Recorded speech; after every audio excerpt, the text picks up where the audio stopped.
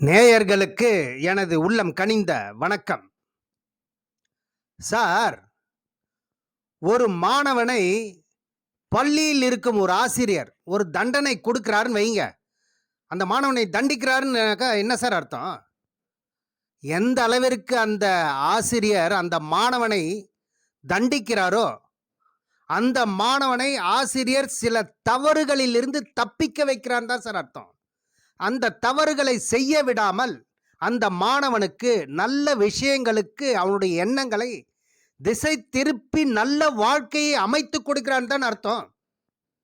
அதே மாதிரி தான் சார், உங்க ஜாதக கட்டத்துல கிரகங்கள் சில நேரங்களில் அந்த மனிதர்களை தண்டிக்க வைக்கும் சார். தண்டிக்க வைத்த பிறகு யோகத்தை கொடுக்கும் சார். அந்த கிரகத்தினுடைய தசாகால வருஷத்தில் தண்டனை முதல்ல அனுபவித்த பிறகு ராஜபோகமான வாழ்க்கையை கொடுக்காம போவா சார் அந்த கிரகங்கள். எந்த அளவிற்கு தண்டிக்கிறதோ ஒரு கிரகங்கள், அந்த அளவிற்கு அதே கிரகங்கள் வாழவும் வைக்கும் சார். அப்படிப்பட்ட கிரகங்கள் வாழ வைத்தே ஆக வேண்டும் என்பதுதான் நிதர்சனமான உண்மை சார். ஒரு ஜாதக கட்டத்துல 3ஆம் இடத்து தசாகாலம் வருதான்னு பாருங்க ஒரு மனிதனுக்கு. உங்க ஜாதக கட்டத்துல 3ஆம் இடத்துல சுக்கிரன் அமர்ந்து தசாகாலம் வந்ததுன்னு வைங்க. இவர்களுக்கெல்லாம் பார்த்தீங்கன்னாக்கா அந்த 3ஆம் இடத்தில் சுக்கிரன் பலம் பெற்று இருக்கிறதா, இவர்கள் எல்லாம் கைராசிக்காரர்கள் சார். இவர்களிடத்தில் நீங்கள் பணத்தை கொடுத்து வாங்கினீங்கன்னாவே போதும் சார், மிகப்பெரிய அளவில் பணம் உங்ககிட்ட சேர்ந்துக்கிட்டே இருக்கும் சார். சார், ஒரு கடையில் முதல் வியாபாரம் இவங்க பண்ணாங்கன்னா அந்த கடை அன்னைக்கு ஃபுல்லாக நல்ல வியாபாரம் நடக்கும் சார். இவர்களாம் கைராசிக்காரர்னு அர்த்தம் சார். 3ஆம் இடத்தினுடைய வீட்டு அதிபதி, 3ஆம் வீட்டினுடைய அதிபதி தசாகால வருதா பாருங்க உங்களுக்கு. அப்படி 3ஆம் வீட்டு அதிபதி பலம் பெற்று உங்க ஜாதக கட்டத்தில் வலுத்து இருக்குதுன்னு வைங்க. அந்த தசாகாலம் மட்டும் வந்து விட்டால் உங்கள் விதி மாறப்போதுன்னு அர்த்தம் சார். எவ்வளவு இழந்தீர்களோ அந்த அளவிற்கு மிகப்பெரிய அளவில் நல்ல தொடர்புகள் பெற்று பெரும் பணத்தை கொடுக்காம விடாது சார். இந்த ஜாதக கட்டத்தில் 3ஆம் இடம் வலுப்பெற்ற அந்த ஜாதகத்தினுடைய தசாகாலம் வந்தா சார். 3ஆம் இடம் என்றது என்ன சார்? வீர தீர பராக்கிரம ஜெயஸ்தானம் சார். இது ஒரு வெற்றி ஸ்தானம்.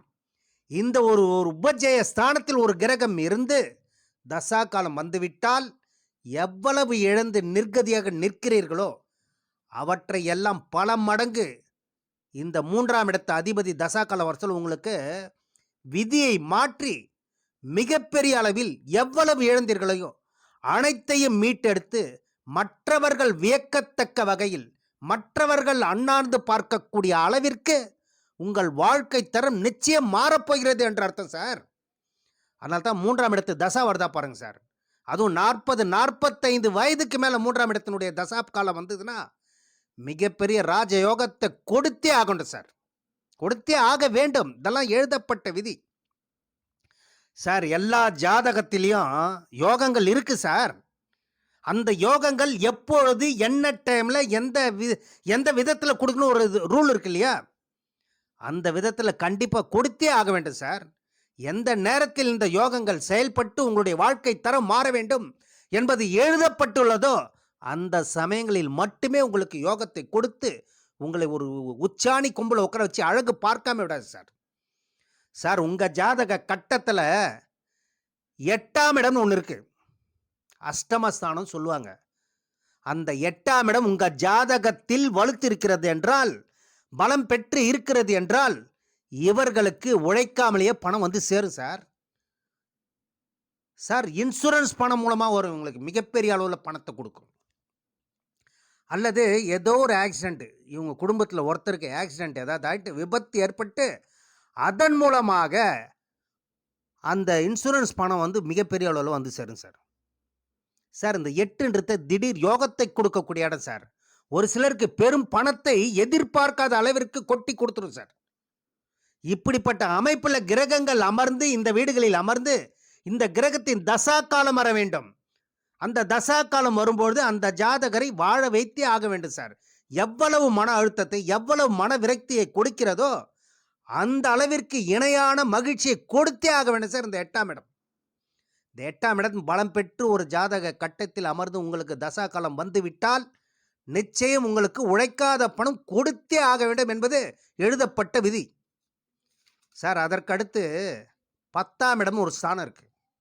அந்த 10ஆம் இடத்துல உங்க ஜாதக கட்டத்துல 10ஆம் இடம் பலம் பெற்றிருக்கா, 9ஆம் இடம் பலம் பெற்றிருக்கா, 9 10 பரிவர்த்தனை யோகத்தில் இருக்கா, 9ஆம் வீட்டில் 10ஆம் வீட்டதிபதி சேர்ந்து அமர்ந்திருக்கிறதா, அல்லது 9ஆம் வீட்டில் 10ஆம் வீட்டதிபதி சேர்ந்து அமர்ந்திருக்கிறதா, இப்படி அமைப்புகளில் உங்க ஜாதக கட்டத்தில் நான் சொல்லும் இந்த விதிப்படி அமர்ந்திருந்தால் கண்டிப்பாக அந்த 9ஆம் வீட்டதிபதி தசாகாலமோ 10ஆம் வீட்டதிபதியுடைய தசாகாலமோ உங்கள் ஜாதக கட்டத்தில் பலம் பெற்று அமர்ந்து அந்த தசாகாலம் வந்துவிட்டால் நீங்கள் தொழில் செய்து மிகப்பெரிய அளவில் பணத்தை சம்பாதிக்க போறீங்க, வாழ்க்கையில் ஜெயிக்க போறீங்கன்னு அர்த்தம் சார்.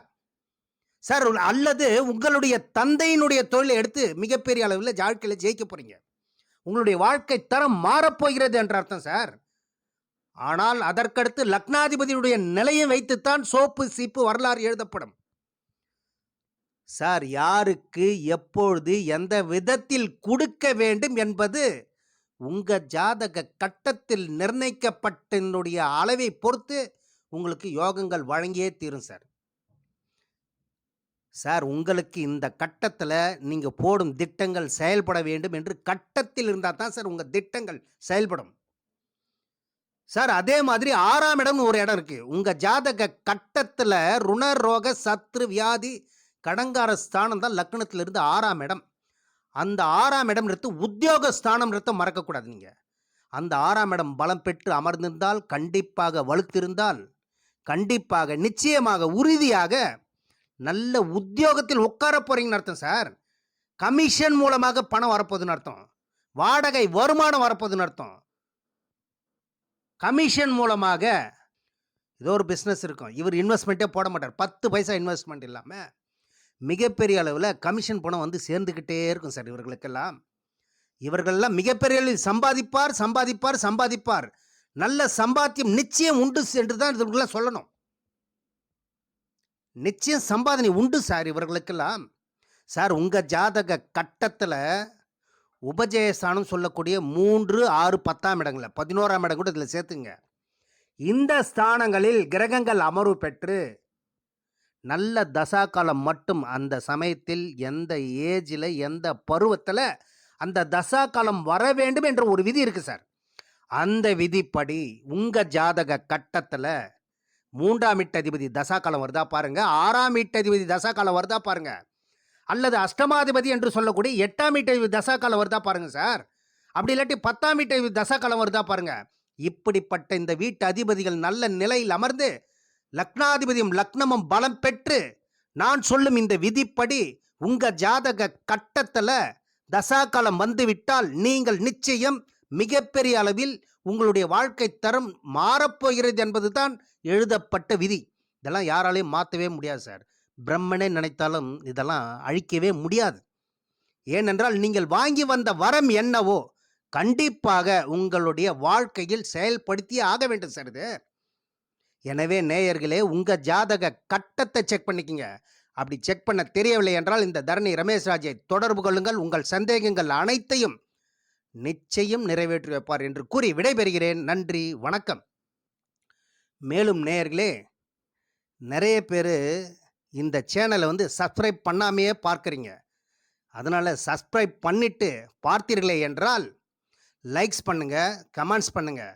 அப்பொழுது தான் எனக்கு அந்த வீடியோ போடுறதுல ஒரு மோட்டிவேஷன் இருக்கும் சார். அதனால் கண்டிப்பாக சப்ஸ்கிரைப் பண்ணிவிட்டு பாருங்கள் நேயர்களே. மேலும் நேயர்களே, இந்த சேனலை பார்த்து விட்டு சப்ஸ்கிரைப் பண்ணுங்கள், பெல் பட்டனையும் ப்ரெஸ் பண்ணி ஆல் பட்டனையும் ப்ரெஸ் பண்ணுங்கள். அப்பொழுது தான் நான் போடும் வீடியோ உங்களுக்கு உடனுக்குடன் வந்தடையும் என்று கூறி விடைபெறுகிறேன். நன்றி, வணக்கம்.